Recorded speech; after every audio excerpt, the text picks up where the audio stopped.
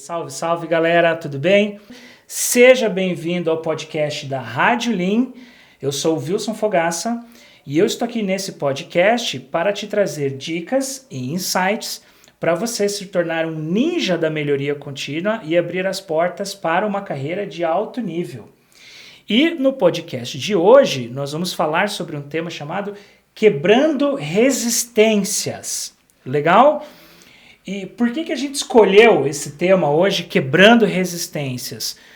Porque a gente sabe que uma jornada de melhoria contínua, ela tem vários desafios diferentes. Tem desafios em termos de tecnologias, tem desafios em termos de leitura de processos, tem desafios em termos de ferramentas, certo? A gente tem uma caixa de ferramentas gigante com um monte de coisa para fazer, mas o maior desafio é no que tange a pessoas, certo? E pessoas são os maiores ativos de uma organização, certo? É o que faz acontecer, é o núcleo de tudo isso. Então a gente trouxe esse tema de hoje, e principalmente para a galera nova que está embarcando com a gente agora nos nossos estudos e tudo, para falar sobre esse ponto, certo? Quebrando resistências. Então, o primeiro ponto sobre isso, na hora de quebrar resistências, vem na questão do convencimento das pessoas, certo? E aí, começando pelo começo, sobre o princípio da melhoria contínua. Quando a gente fala em Lean, quando a gente fala em Six Sigma, certo? Quando você leva essa proposta para dentro da sua empresa, para você fazer uma atividade, para você tentar fazer algo importante, de cara você tem essa resistência das pessoas que trabalham com você, do seu chefe, das pessoas que não conhecem o método. Elas começam dizendo assim, mas isso aqui é coisa do chão de fábrica. Né? Principalmente o pessoal que trabalha em office. No nosso workshop de Lean Office, com a turma de Black Belts, que nós tivemos essa semana, esse assunto veio muito em voga. Quando a gente leva isso lá para um banco, por exemplo, como uma das alunas que está trabalhando, a Fran, que leva lá para o banco ideias de melhoria, baseado na filosofia Lean e da metodologia Six Sigma, dá de cara lá com, não, isso aqui não funciona, isso aqui é coisa de chão de fábrica, é coisa da engenharia, tem que ser engenheiro para trabalhar com isso. É coisa da NASA, requer muitas estatísticas, muitos estudos complexos, muitas coisas densas, por exemplo, certo? Então é uma resistência, sabe? E a gente vê os alunos cheios de gás para fazer as coisas, para transformar, todos motivadões a chegar nas suas empresas, é uma resistência. Então, como que a gente começa a quebrar essa resistência, esse tipo de coisa, certo? Para trazer conteúdos práticos aqui para vocês. As pessoas precisam entender o real conceito do que é melhoria contínua. A gente falou isso lá na aula de Kaizen, certo? Sobre você pensar diferente e ter iniciativas diferentes, enxergar o mundo sobre um prisma diferente. E aí as pessoas precisam entender que melhoria contínua e Lean Six Sigma, não importa onde, os princípios são os mesmos. A gente só tem que ajustar. E tem algo que é chamado de fit cultural, certo? A galera das startups fala muito assim, fit cultural. Ou seja, como que isso encaixa dentro da minha empresa? Então, às vezes, a gente tenta fazer alguns trabalhos, e aí o especialista de melhoria contínua, certo? Você que está aqui me ouvindo, você que está estudando com a gente tem que saber como que a gente se comunica com as outras pessoas. Então, por exemplo, em questão de consultoria. Gente, eu vou lá e vou fazer consultoria numa empresa, as pessoas nunca ouviram falar em Lean, nunca ouviram falar em Six Sigma.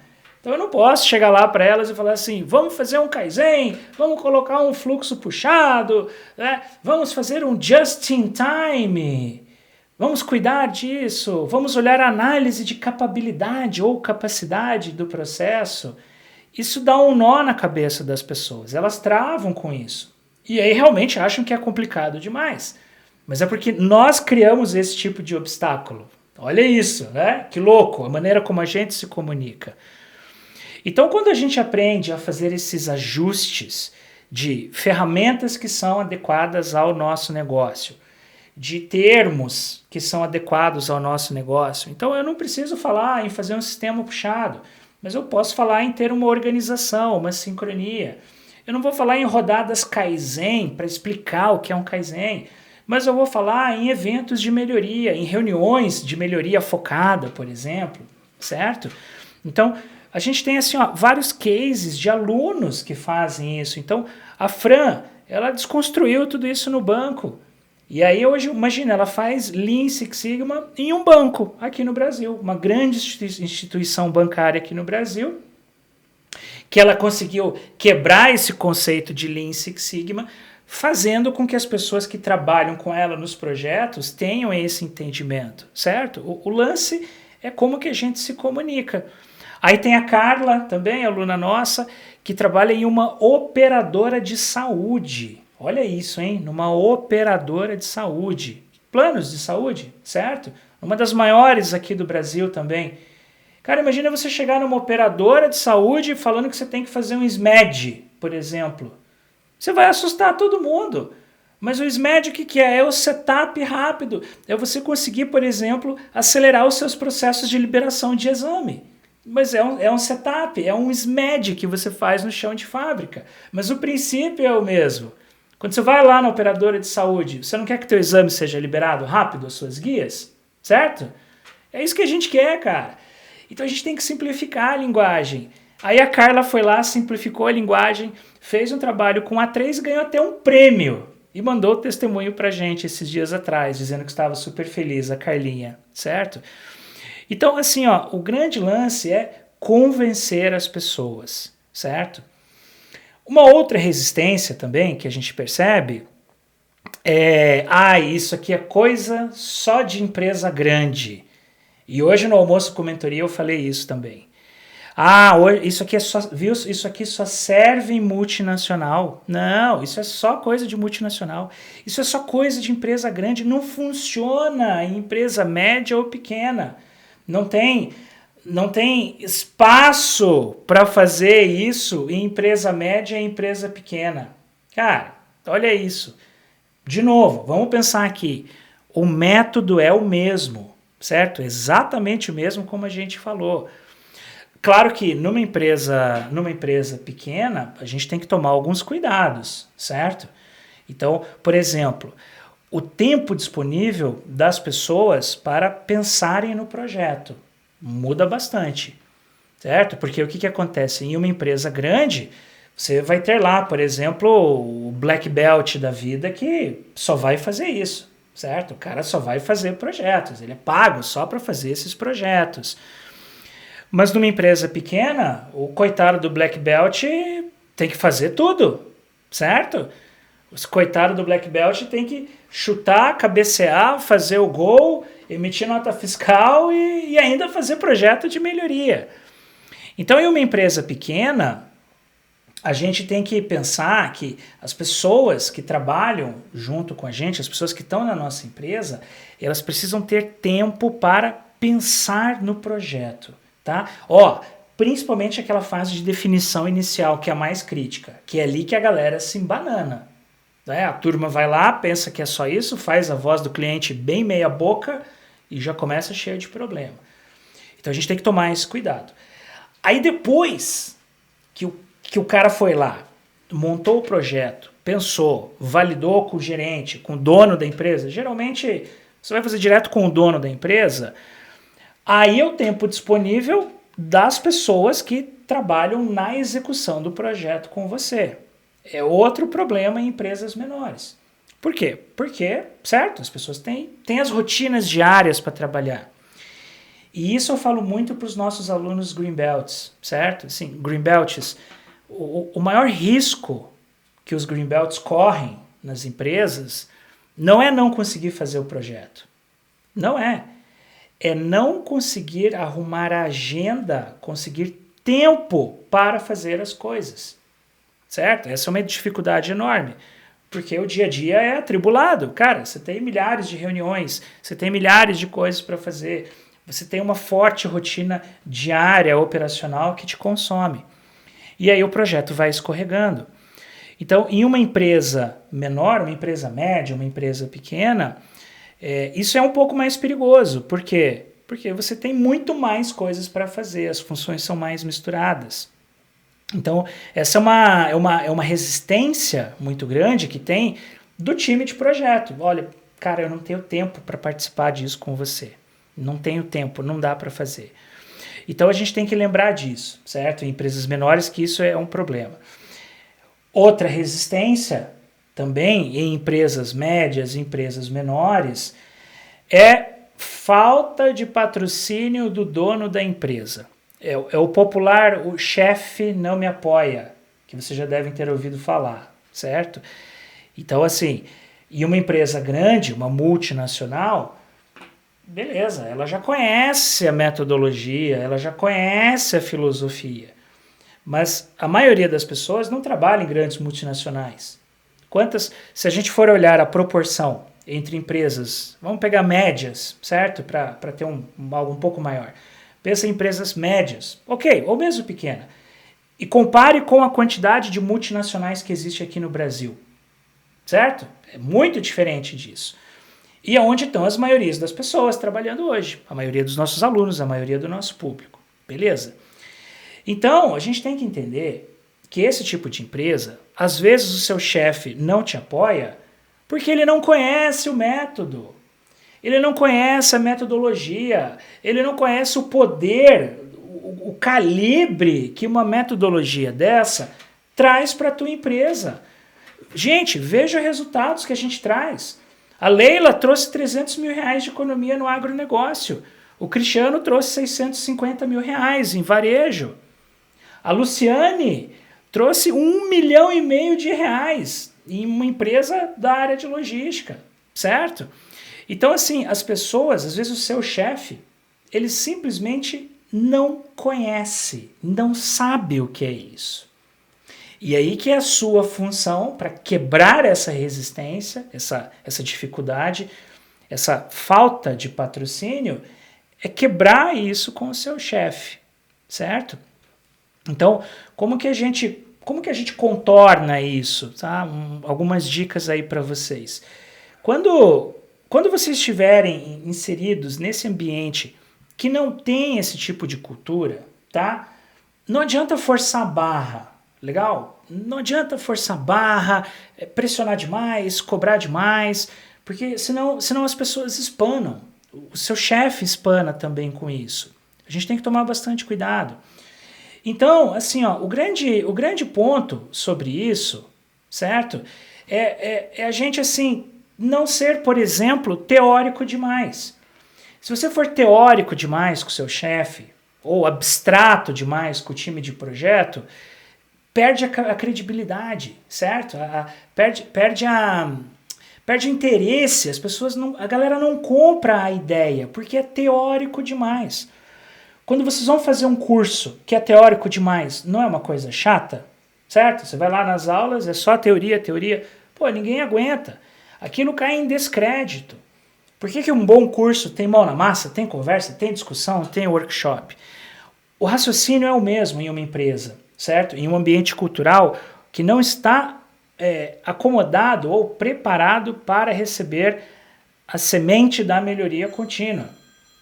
Então, o que acontece é o seguinte, a gente não pode forçar essa barra, certo? Para fazer isso. Não dá para a gente forçar a barra dessa forma. E aí, a gente tem que usar de um artifício que eu gosto muito de falar, que é aquele que a gente vai dando um pouquinho para o nosso chefe, vai dando um pouquinho para as empresas. Você vai dando um gosto para eles do que é a melhoria contínua, e eles começam a gostar daquilo, mas um gosto pequeno. Então, o que você faz para isso, certo? Você vai lá, por exemplo, e faz um projeto pequeno. Faz um projeto pequenininho, por exemplo, certo? Vai lá, pega um A3, você não precisa fazer um grande projeto de melhoria.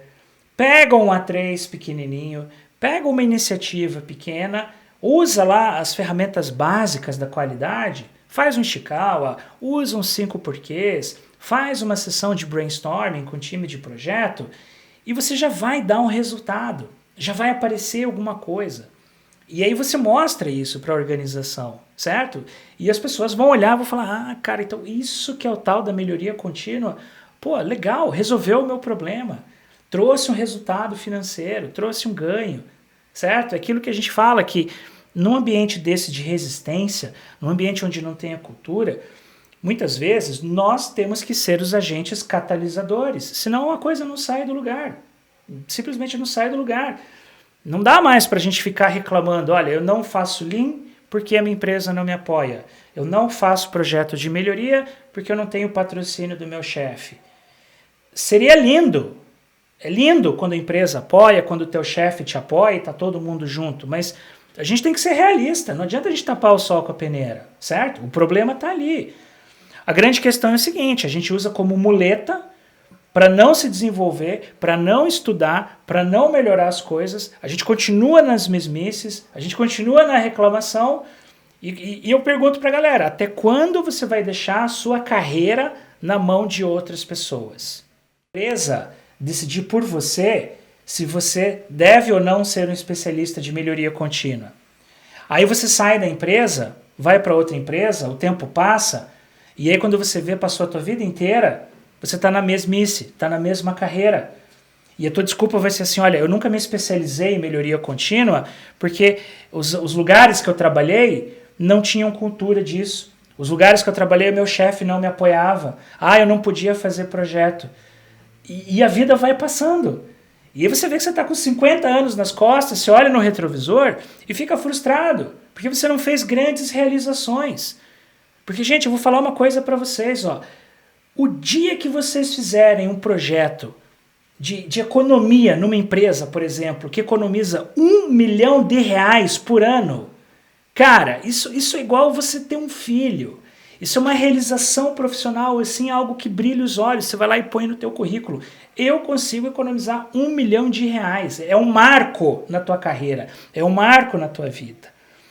Mas perceba que tudo isso começa lá atrás.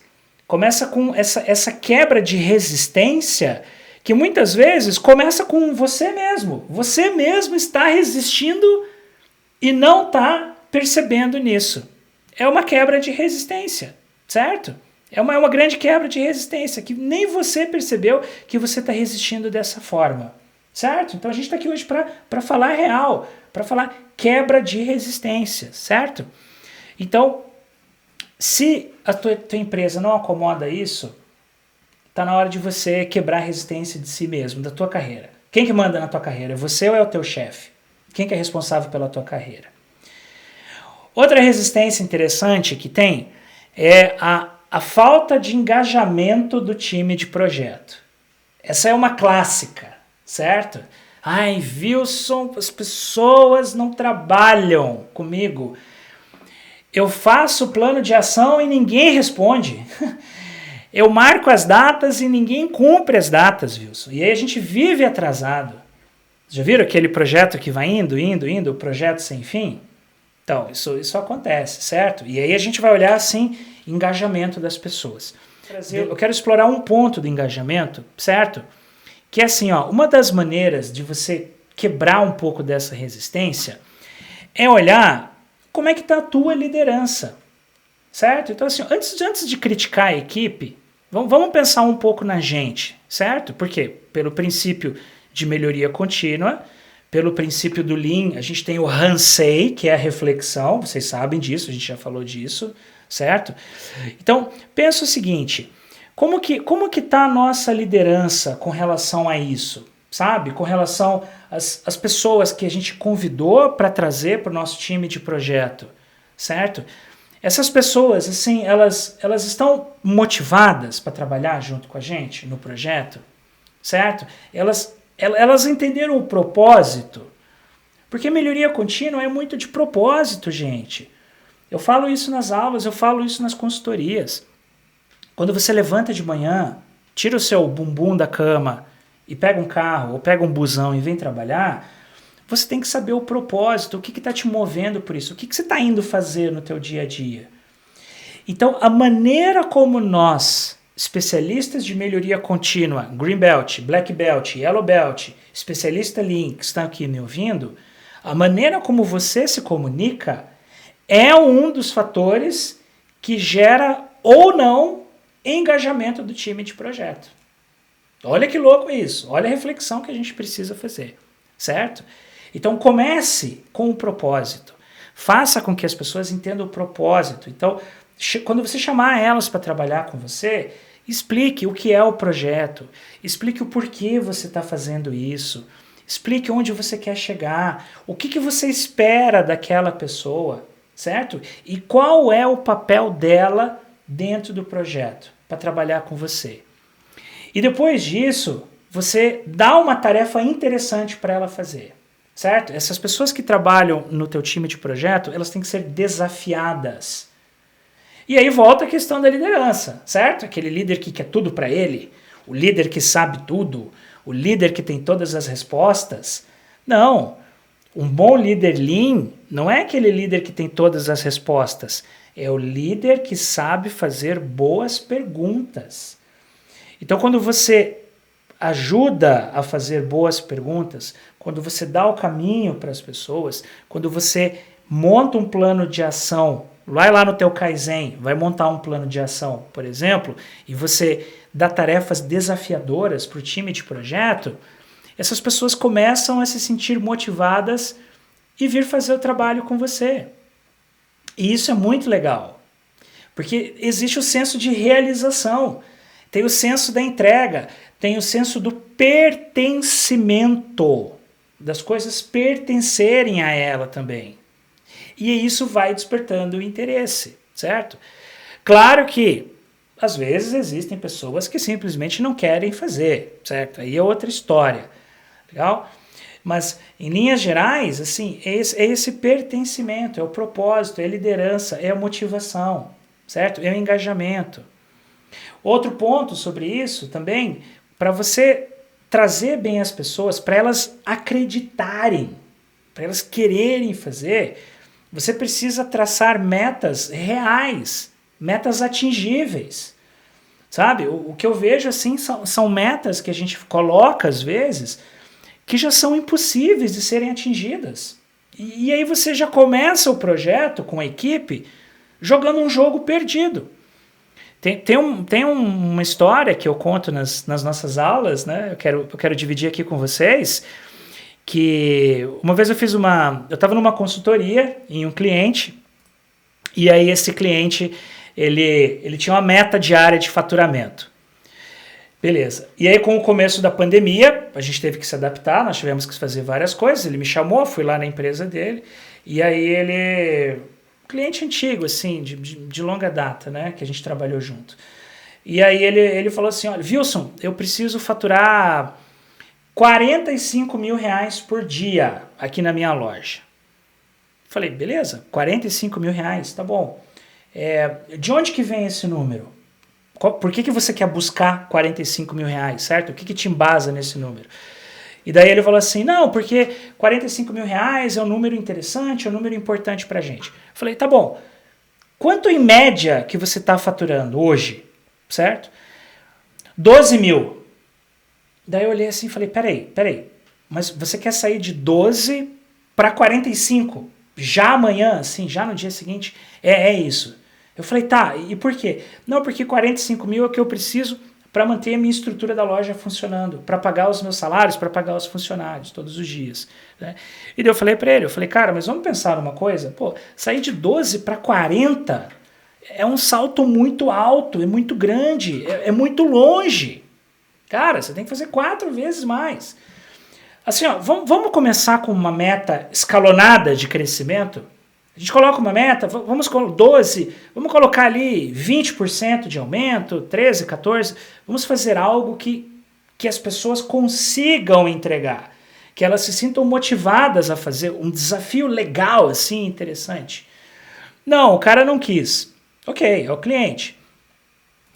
Primeira reunião que eu fiz com a equipe de projeto, que eu coloquei o indicador lá no gerenciamento diário, tracei aquela linha da meta lá em cima. Qual foi a reação das pessoas? Ai, Wilson, isso não vai dar certo. A gente nunca vai chegar nesse resultado. Percebe como você já começa a jogar um jogo perdido? Você já começa desanimado. E aí não é a equipe que não se engaja, é a tua meta que não foi atribuída da forma correta. Olha quanta coisa, certo? Então, tenha certeza que as suas metas são legais. E também uma coisa que é muito legal de fazer é você trazer o problema deles para dentro de casa, certo? Que é o tal do cálculo utilitário, que a gente fala isso bastante também nas nossas aulas, certo? A grande sacada do cálculo utilitário.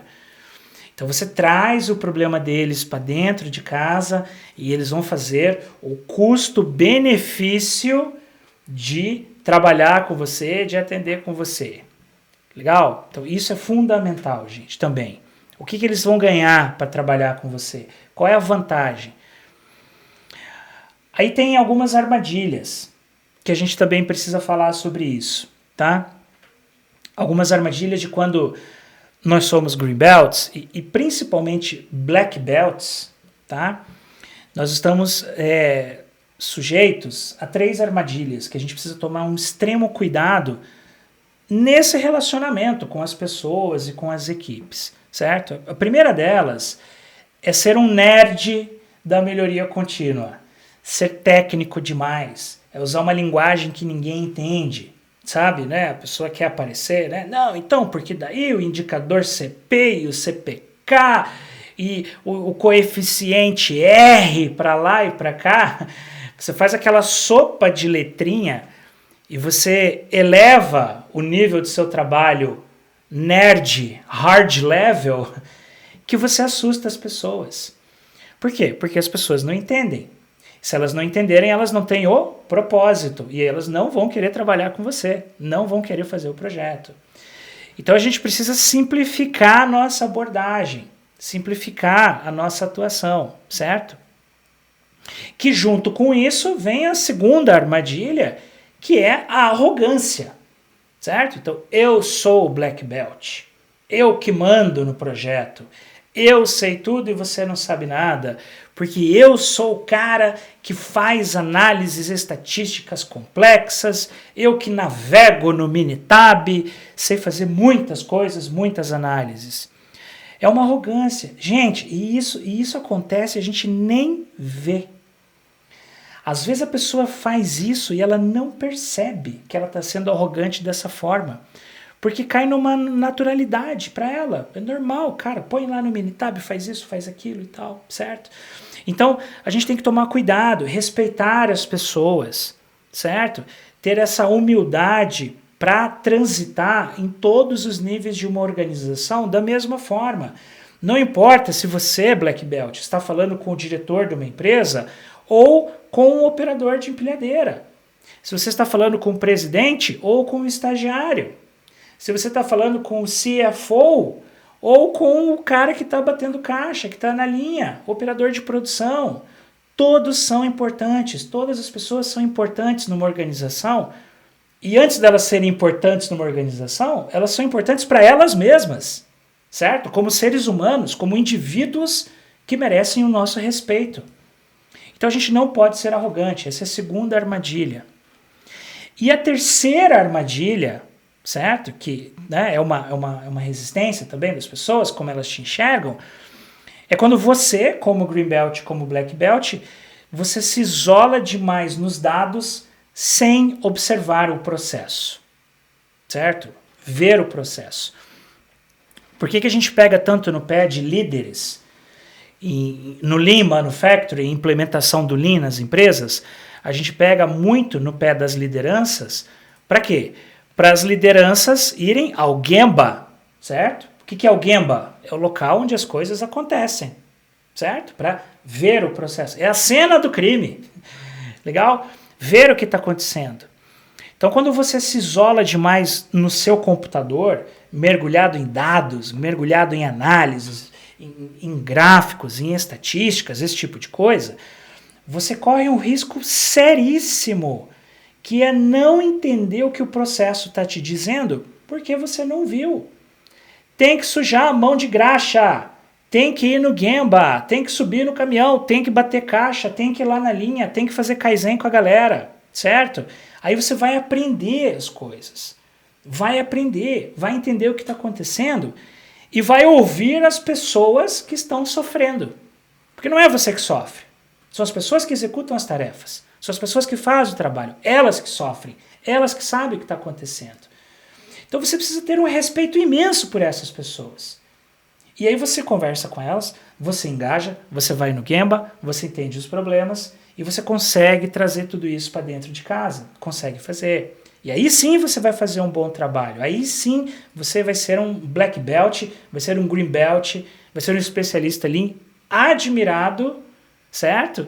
E visto como uma pessoa de referência dentro da empresa. Não é isso que você quer? Não é assim que você quer saltar a tua carreira? Se você não for uma pessoa de referência, você não vai ser promovido. Se você for uma pessoa muito apagada, você não vai ser promovido, certo? Você precisa ser uma pessoa de referência com isso. E aí sim você vai conseguir fazer um bom trabalho, vai conseguir decolar na sua carreira, certo? É você ser visto como uma pessoa que apoia, uma pessoa que se envolve, uma pessoa que lidera. Eu falo muito isso para as pessoas, né? As pessoas, Wilson, você também trabalha com gestão empresarial, me dá um insight assim, né, cara? Eu trabalho há anos na minha empresa e nunca sou promovido. Meu chefe não me observa, meu chefe não vê o que está acontecendo. Eu falo para ele, você é uma referência, sim ou não? Ah, não sei. Normalmente as pessoas não sabem responder isso. Quando a gente pergunta assim, se você é uma referência. E aí eu pergunto para ele, o que você sabe fazer? O que você faz na empresa? Daí eu já escutei a resposta assim, cara, eu fiz um curso de Excel avançado.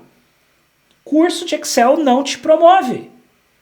Aí outra pessoa, mas agora eu aprendi a fazer dashboards no Excel. Sabe esses dashboards que agora estão super em moda? Um dashboard não te promove. Ele te prende como executor. Você vai ser uma referência, manda lá para a Jussara que ela vai fazer um dashboard para você. Você vai ser um eterno executor. Um dashboard não paga as contas. Um dashboard não faz uma empresa economizar R$1 milhão. Não, Wilson, eu sou referência porque eu tenho 2 pós-graduação. Pós-graduação você vai cair na vala comum, você vai ser só mais um. Aí tem a moda agora, né? Pós-graduação em análise de dados. Pós-graduação em gerenciamento de projetos. Top! Você vai levar 2 anos para começar a analisar os dados? Vai levar 2 anos para conseguir gerenciar um projeto? Certo, gente? O meu papel aqui como professor de vocês que estão aqui me ouvindo é abrir a cabeça de vocês para esse momento. Então as empresas querem resultado. Cara, o que te promove é resultado. E quando você dá resultado, você vira uma pessoa de referência. Porque uma coisa eu falo assim, pede lá para o Wilson fazer uma tabela dinâmica para você no Excel, e eu falar, chama o Wilson para conversar, que ele vai te ajudar a economizar R$500 mil por ano. Chama lá o Javier, que está aqui com a gente, né, que ele vai fazer lá um dashboard para você, ou vai lá, chama o Javier, que ele é Green Belt, e ele vai te ajudar a economizar aí R$700 mil por ano, a melhorar o indicador do teu cliente, a fazer você faturar 10 milhões a mais no ano inteiro ou nos próximos 5 anos. Entendem a diferença, gente? É assim que você se promove. É assim que você se destaca no mercado. Não é com cursinho de Excel. Não é com pós-graduação. Pós-graduação era um diferencial na minha época. Hoje em dia não é mais. Por isso que a gente vem fazendo aqui esse esforço, né, de compartilhar as melhores práticas com vocês, certo? No sentido assim, de promover o pensamento da melhoria contínua para toda uma sociedade. Por isso que a gente tem as turmas de Black Belt, por isso que a gente teve as turmas de Yellow Belt, por isso que nós fazemos os nossos eventos grátis, certo? Para que todas as pessoas tenham acesso a um estudo de qualidade, mas principalmente acesso a mudar as suas carreiras e com isso mudar as suas vidas.